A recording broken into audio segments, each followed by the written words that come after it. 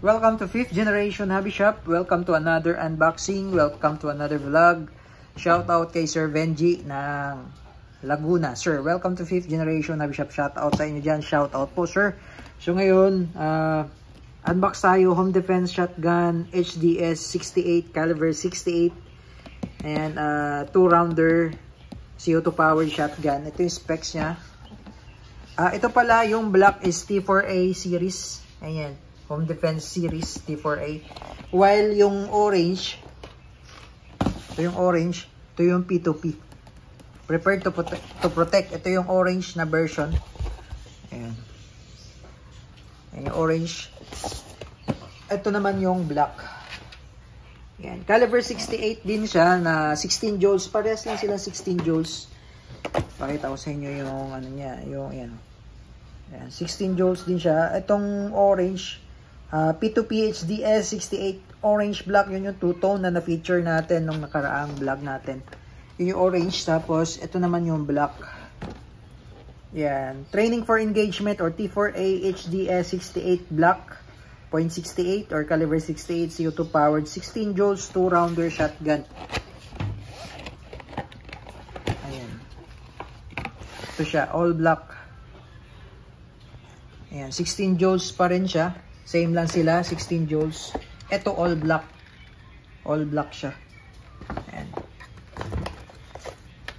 Made in Germany and T4A HDS 68. Ayan. Yung isa orange, P2P yun. Ayan. Pero same lang silang 16 joules. Same lang din itsura. Ayan. Siguro magkaiba series. Ayan. Ito yung all black. Ayan. T4A. Ayan.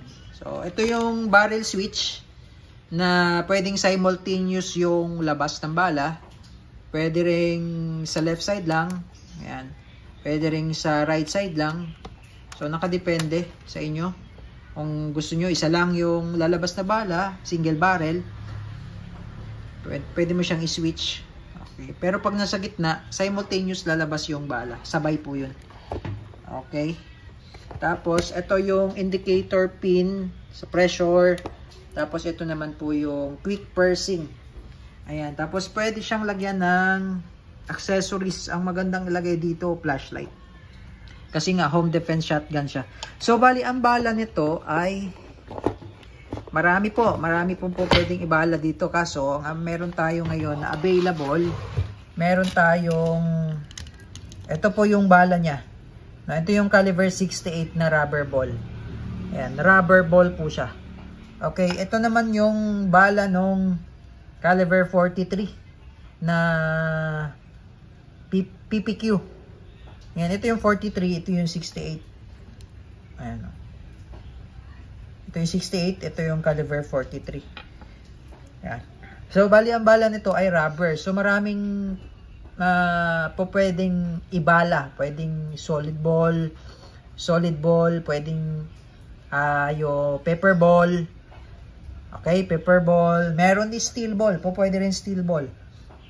Yan. Pero sa ngayon, meron tayong available. Meron siyang free na 100 na to. 100 shots na rubber ball. So, ito yung bala niya. Rubber ball. Ayan. Tapos, CO2 pa rin siya. CO2 powered. Ayan. Okay. So, tingnan natin yung shotgun. Okay. So, bali, ito yung quick pursing cup. Yan yung cup niya na quick pursing. So, lalagyan natin to ng oil. May free siyang oil. Ito yung lalagyan natin ng oil. Ayan.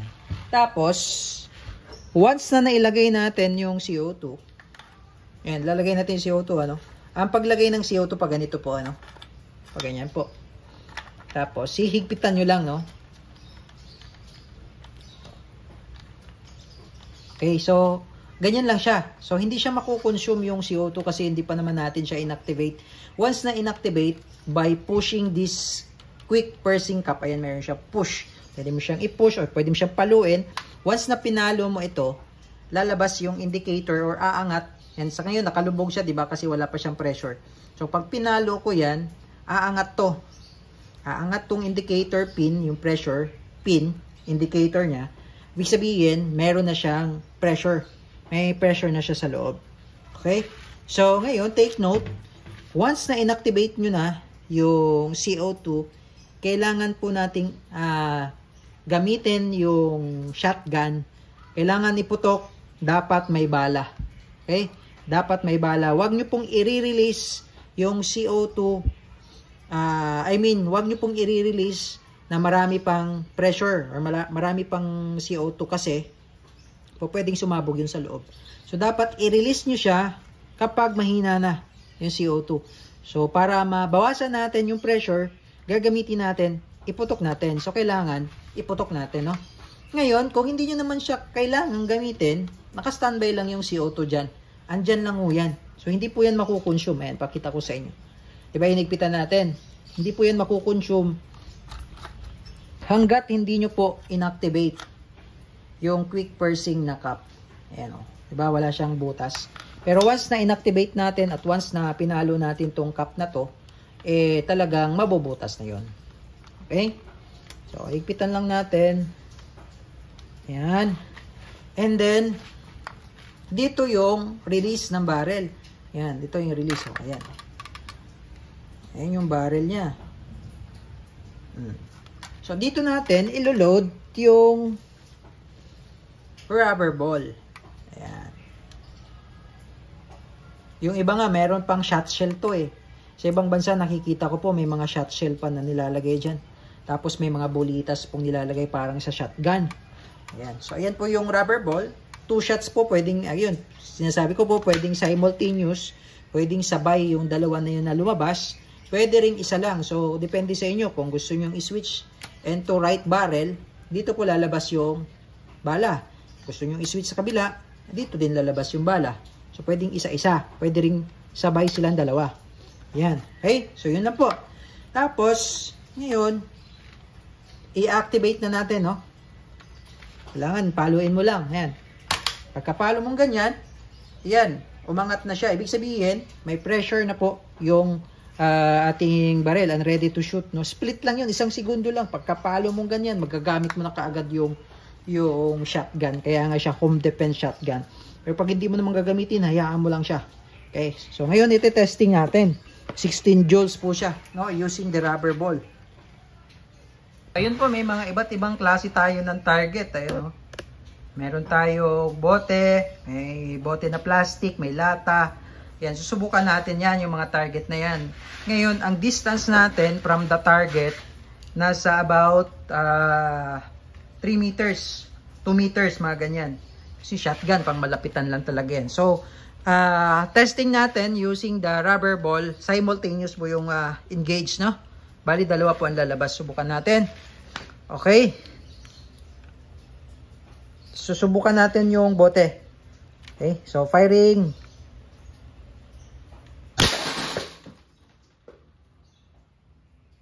Wow. Wow. Wow. So, kita nyo po, dalawa po ang lumabas na bala at ang tinira natin, yung bote ng Red Horse, yan, ang gamit lang po natin ay rubber. Okay? Rubber ball. Yan. So, meron po tayo parating na bala ng shotgun na to. Kumuha na tayo, order na tayo ng ibang klase ng bala. May steel, meron din yung D68, caliber 68. Ayan. So, ayun. Kita nyo naman yung bote, di ba? Talagang basag. O, pakita ko ulit. Rubber. Using the rubber ball. Diba? Okay, so ngayon, babalahan ko ulit. Release lang. Ayan. Lalagyan ko ulit ng rubber ball. Dalawa na naman. Dalawa ulit. Okay, dalawa ulit. Ayan. So, ito naman yung ating target. Yung plastic na may tubig.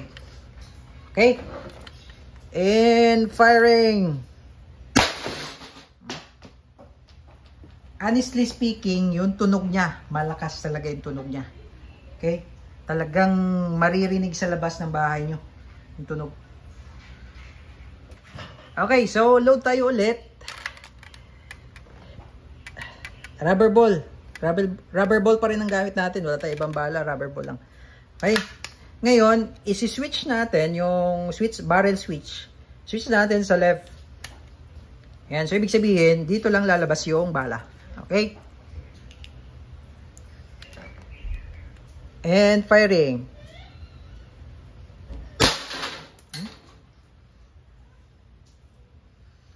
Ayan. Tapos, kung gusto nyo naman sa kabila, switch nyo lang sa kabila. And firing. Yun. So, ganun siya kalakas. So, yung isang CO2 nito, good for 30 shots more or less. Yung isang CO2 na ginamit natin. 60 shots. Nga lang, lagay lang kayo ng lagay ng rubber ball. Dapat naka-ready na yung rubber ball nyo. Just in case gagamitin nyo.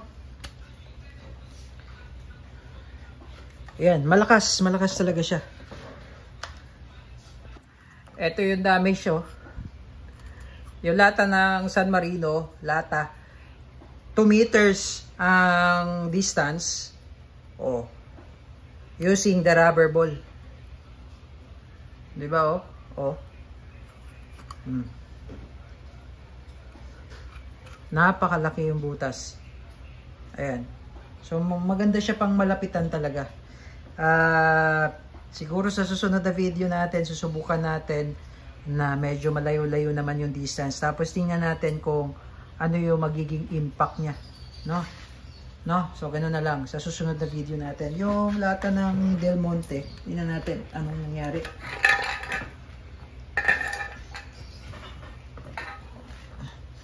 So, medyo ano siguro, ayan, ano pa rin, no? Wasak pa rin, no?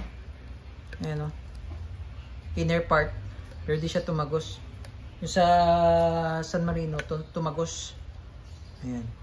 So, ayan, no? Biruin nyo yan. Kung gaano kalakas yung impact niya. Okay, so ayun naman po. This is the HDS T4A HDS 68 caliber 68 shotgun, home defense shotgun.